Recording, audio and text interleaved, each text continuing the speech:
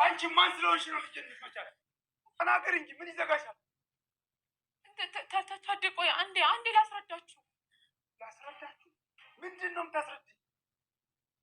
መና ልጄ እንደዛ እኮ አይደለም። እኔ እንደዛ አስቤ እኮ አይደለም። ልጅሽ አይደለም። ልጅ አትበይ።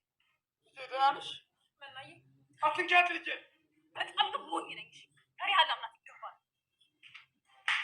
መና ታዴ እባክህን አንዴ ላስረዳ። ሰምተሻል? ልጄ ልክ ነው እንዴ? ታዴ ይመስለኛል ጨርሰናል። እኔ ልሂድ። ቁጭ በይ። አላለቀም። ይሁን አንብቢ።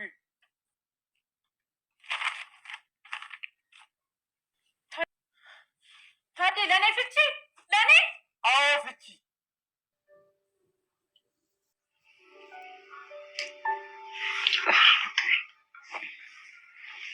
እያየኝ ነበር።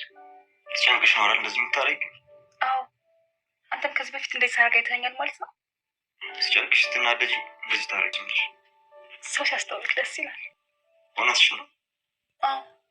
የሚያስተውለኝ ሰው እንዳለ ማሰብ ራሱ በጣም ደስ ይላል። ታረቁሽ።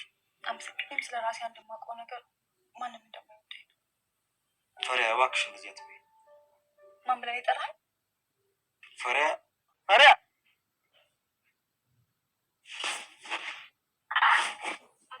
አይበርድሽም እንዴ ፈሪያ? ችግር የለም ለብሼ የለም። እስቲ ዞር ብዬ። ለምን አጎቴ? ሰሞኑን እያየሁ። ለምንድን ነው እንደዚህ የምትሸከሚው? አይ አጎቴ የምሸክም ነው የምታወራው? አጎቴ እኔ እንደውም ልበቀላቸው ነው የምፈልገው። በቀል? የሚያስቅ ንግግር ተናገርኩ እንዴ? አልተናገርሽም። ሁኔታሽ ግን በጣም ያስቃል። አልገባኝም። ይመስለኛል ልብ ነሽ። የምትናገረውን ነገር ተጠንቀቂ። ምን አሁንም ልመች ነው? ልጄ እባክሽ እንደዚህ አትበይ። የኔ ልጅ አትበይ። እኔ አንቺ ልጅ አይደለም የአባቴ ሚስት ልትሆኚ ትችያለሽ። የኔ እናት ግን በጭራሽ አትበይ። እሺ? በጣም ልቤን እየሰበርሽው ነው። ህይወትን ያላሰበችው ጉዳይ ገጥሟታል። እጅግ በጣም በንዴት በጥፊ በመማታቷ ምክንያት ጋሽ ታዴ እጅ ከፍንጅ ህይወትን በመያዙ አሁን ላይ የፍች ጥያቄ ጠይቋታል። እንዴት አድርጎ ለመና ልጁ ለማሳደግ የከፈለው ዋጋና እንዲሁም ደግሞ መና ማለት ምን ማለት እንደሆነ ለህይወት ብዙም ትርጉም የሰጣት ያልነበረችቷ ህይወት አሁን ላይ ጋሽ ታዴ ቤት ከገባች ጊዜ ጀምሮ የቤቱን ሰላምና እንዲሁም ደግሞ መረጋጋት ድባቡን አጥፍተዋለች። ሚስት ትሆነኛለች፣ ልጄንም ታሳድግልኛለች፣ ከብቸኝነት ባለቤት ቢኖረኝ ይሻላል ብለው ጋሽ ታዴ ካመጧት ጊዜ ጀምሮ ይሄው አሁን ድረስ ሌሎች ችግሮችና እጅግ በጣም አላስፈላጊ ባህሪዎችን በህይወት ላይ እየተመለከቱ ይገኛሉ። ጋሽ ታዴ ባላዩ ሁሉንም ነገር ቢያልፉትም ዛሬ በማይመጣበት መጣለች እና የፍቺውን ጥያቄ አቅርበውላታል። እሷም ደንግጣለች። በፍጹም አልጠበቀችም። ምክንያቱም ደግሞ እሳቸው ቀልድ አያውቁምና በዚህ ነገር እንደማይደራደሩ ፍጹም አልገባትም ነበር። ፈሪሃን ከቤት ሲያባርሯት እጅግ በጣም በደስታ እየቦረቀች ነበር። ያች ገረድ ከቤት ወጣለች። ከዚህ በኋላ ያች ገረድ የመምጣት እድል የላትም በማለት በደስታ ስትቦርቅ ነበር የሰነበተችው ህይወት። አሁን ላይ ህይወት ያለችበት ምስቅልቅል በጣም የሚገርም ነው። ምክንያቱም ጋሽ ታዴ ከምትለው በላይ በጣም ጥብቅና አስተዋይ መሆናቸው እንዲሁም ደግሞ የማይካድ እውነታ ያላቸው ለፈሪሃ የተለየ ስሜት ያላቸው እንዲሁም የገዛ ልጁ ሳትቀር በፈሪሃ መወደድ እጅግ በጣም ቅናት የሚያድርባት አሁን ላይ እህት ቢኖረኝ ምን አይነት መልካም ነገር ነበር እያለች አሁን መና ማሰብ ጀምራለች። ብቸኛ መሆኗ ተጽዕኖ እያሳደረባት የምትገኘው መና አሁን ላይ ከቤት ውስጥ ከሚገኘው ህይወት ልጄ ነው ብላ ካመጣችው አንድ ልጅ ጋራ የተለየ ስሜት እየተሰማት መሆኑንና ከእንጀራ እናት ልጄ ጋራ ፍቅር ልጀምር ነው እንዴ? ምን እያደረግኩ ነው? ምንድን ነው እንደዚህ የሚያደርገኝ? በማለት ራሷን ልትገጽጽ እየሞከረች ነበረ። በዚህ መካከል ላይ አሁን ፈሪሃ በጣም ደስተኛ ሆናለች። ምክንያቱም አጎቷ ቤት ከሄደችበት ጊዜ ጀምሮ ትከዛ ውስጥና እንዲሁም ደግሞ በሩን እያየች አንዳንድ ትዝታዎችን ታነሳለች።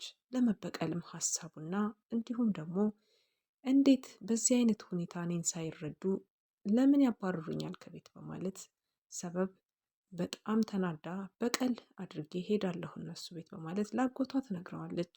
አጎቷ በጣም አስተዋይና መልካም ሰው በመሆኑ ምክንያት ሀሮን ወደ ቤት እንዲመጣና ሀሮን እንዲያረጋጋት እየጠየቁት ይገኛሉ። ቢሆንም ሀሮን መቼ እንደሚመለስ አይታወቅም።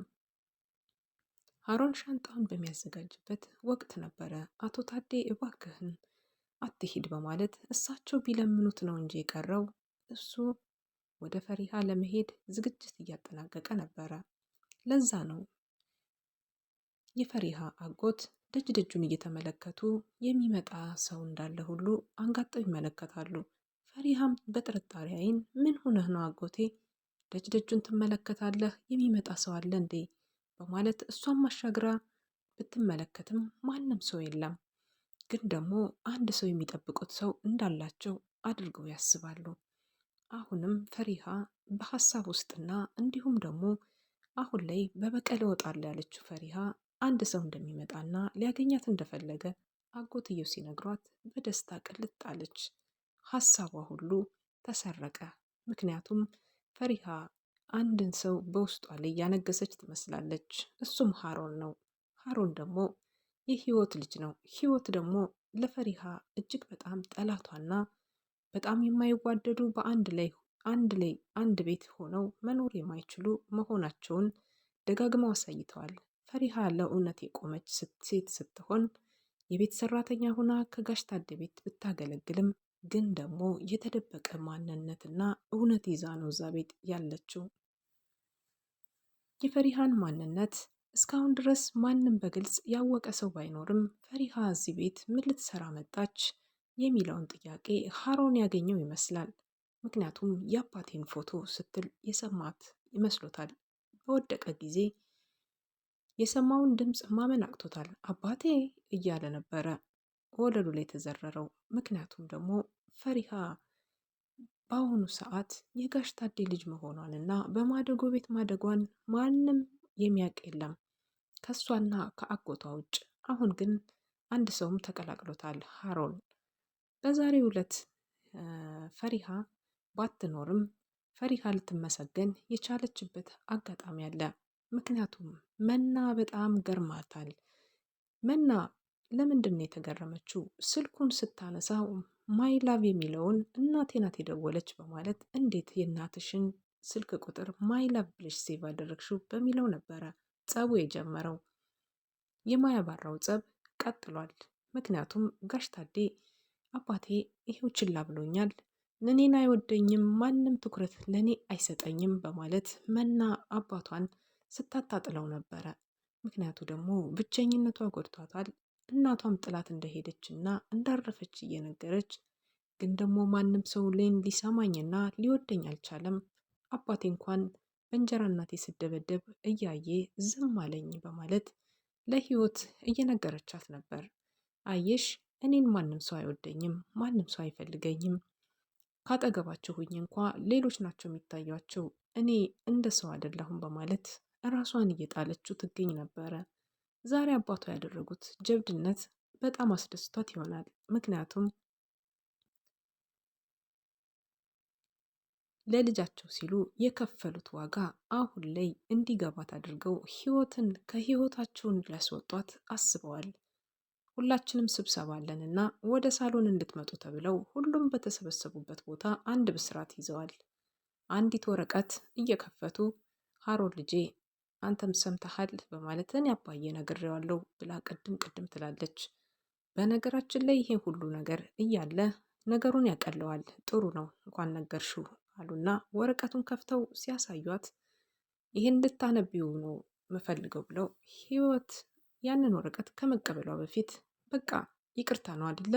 ይቅርታ ልጄ መና እባክሽ ይቅር በይኝ፣ በቃ እኔ ደክሞኛል በጣም ልተኛ ነው በማለት ምንቅ እያለች ስትነቃነቅ ከቦታዋ ላይ ቁጭ ቢያርፈሽ አልጨረስኩም እኔ በማለት አቶ ታዴ ቆራጥ አባወራ መሆናቸውን አሳይተዋታል።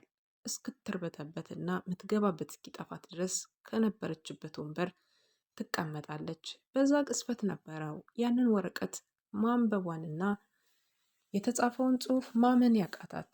ፍቺ ነበረ። በጣም ደነገጠች።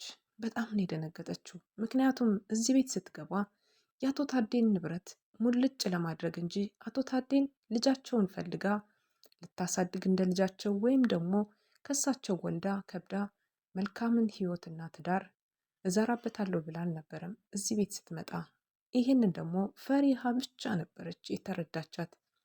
እያንዳንዱ ከኋላዋ እንደ ጥላ ሆና በየበሩና በየስርቻው ስር የምታዳምጠው የስልክ ጥሪ አሁን ላይ ፈሪሃ ትክክል ናት የሚለውን ነገር ሁላቸውም በአንድነት እያሉት ይገኛሉ። በነገራችን ላይ ሀሮን በትክክል የፈሪሃ ማንነት ያውቀው ነበረ። ፈሪሃ ደረቅ ናት፣ ለነገሮች አትመለስም።